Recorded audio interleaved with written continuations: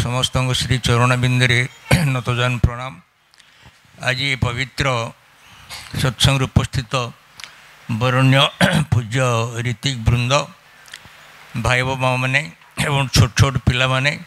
मोर प्रीतिभरा राय एवं जयगुरु जो आज ये जो पवित्र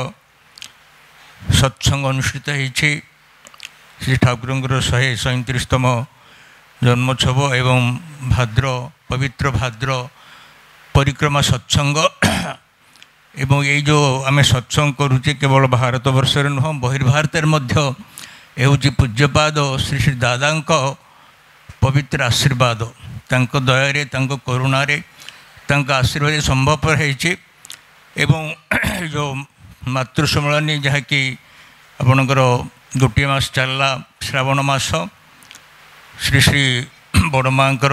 जन्म मास दादा आशीर्वाद थिला मास सारा समस्ते श्री श्री बड़मां जीवन को मूल्यांकन करी आम परिवार जीवन रे आमर कौन कौन करणीय ये सब निजर जीवन रे किपरि आमे प्रस्फुटित करवा तदुपलक्षे ये सत्संग अनुष्ठित में दादा आशीर्वाद करथिले। ताबरे जन्ममास श्री ठाकुरंकर यही भाद्र परिक्रमा मास सारा वर्तमान सारा भारतवर्ष एवं बहिर्भारत ए सत्संग अनुष्ठित होउचे। उद्देश्य होउचे ठाकुर पवित्र आगमन होउचे कि किपरि मनीष को how to built up good human being. Thakur को प्रश्न कहले ठाकुर समस्त मनीष पदवाच्य आपन कौन कहते to built up good human being. Thakur कही समस्त अवश्य मनीष पदवाच्य हेले भी किंतु समस्तंकर से चरित्र नहीं तदुपलक्षे चरित्र को तैयारी करने सकाशे दरकार होची गोटे आईना जे कि श्री श्री ठाकुर अनुकूल चंद्र। तेणु आज मो समस्त को धन्यवाद देवी समस्त आंतरिक सहयोग सदिच्छा ये संभव रही। जो डीपर कथा आमर छोट भाई कहते ये डीपवर्कटा श्री श्री ठाकुर आरंभ करथिले। ठाकुर कहते अपनार थालकुटी पत्र सेवन करे निजर गुरु भार दो जन बाड़ी जाते हबे ओना के जिज्ञासा करते हबे तारा थालकुटी पत्र सेवन करछे कि ना तारा की समस्या छे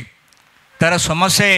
अपनार सहयोग करते हबे। दैनिक अंतत पक्षे दुईटी घर को जाई तांकर कौन समस्या अच्छी से समस्या को दूरीभूत करने सकाशे ही केवल जुग पुरुषोत्तम परम प्रेममय श्री श्री ठाकुर अनुकूल चंद्र यही डीपुअर कथा कही। आज व्यापक भावे आज आचार्य देव एवं तांकर ज्येष्ठात्मज अविन बाबू आगु किपरि से व्यापक भाव किपरि विश्व को बंचावा सकाशे कारण इष्टवृत्ति व्यतिरेक जीवन कदापि बंची रही पारे ना। ठाकुर को सही प्रश्न ठाकुर आमे इष्टवृत्ति करबे केन आर कि लाभ थाकछे। ठाकुर इष्टवृत्ति ना कले बर्तमान आचार्य कहते मनीष जन्मग्रहण कले भी तार दरकार पड़ुछि ताको किछि खर्च करने को ही पड़िबो एवं मनीष जो खाद्य ग्रहण करुचे से खाद्य भी ताको किछि खर्च करने को पड़े। तेणु जीवन को बंचावा सकाशे जीवन को मूल्यांकन करने सकाशे जीवन को रक्षा करने सकाशे जुग पुरुषोत्तम परम प्रेममय श्री श्री ठाकुर अनुकूल चंद्र एक कथा परिप्रकाश करछन्ते। से को दीक्षा नेले जानिस मने इष्टवृत्ति करते है इष्टवृत्ति विहीन दीक्षा कभू कि चेतन रहे।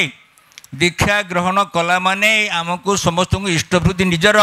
जीवन जहाँ अच्छे आमर प्रथम अर्घ्य तार शरण चरण बिंदुरे आम नवेदन करा पड़ो। तेणु आप समस्ते आम ए गुरुत्व आरोप करे वर्तमान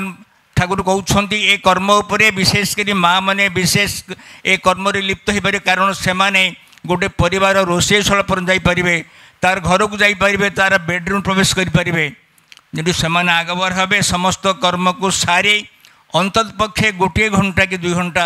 विभिन्न परिवार रे बोली जे उद्बोध करेंगे समस्या को से समाधान कर। ठाकुर कहते मो ऋतिक तार एमन क्षमता थाके एवं तार तार डॉक्टर तार सामिल करते हबे वकिल तार दल रे सामिल करते हबे तार की समस्या से एवं ताके परिपूर्ण करते हबे ये तो डीप वर्क होउछि तेणु जहाँ हो ठाकुर डीप वर्क को बर्तमान जो दृढ़ स्वर में आज आचार्य देव समर्थन कर बर्तमान से गोटे जगह बसी तले बसी तांकर बसबार से बिंगिदा कहते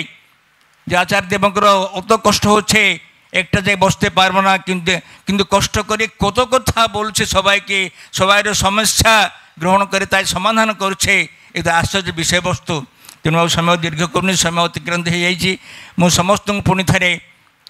धन्यवाद देवी अंतर सहित अपन समस्ते ए डीपी वर्क रे सामिल हो मोर गोटे खाली गोटे कथा कहूँ थे गोटे परिवार को जाइए ए डीपी वर्क रे एवं तांकर परिवार किसी बंधु आसते एवं से 8टी दीक्षा होता माने परिवार के जे पहुँचवा जोग ही केवल संभव पर होती तेणु आसतु पुणी थे निवेदन रखी प्रति माँ मान को भाई मान को एवं छोट छोट पिला को आपण मान समझे लिप्त रही निजक धन्य कर निजक जपरी यही पवित्र कर्म माने निजक नियोजित कर निजे धन्य हवा यह मोर निवेदन प्रार्थना समस्त निकट में वंदे पुरुषोत्तमं जय गुरु।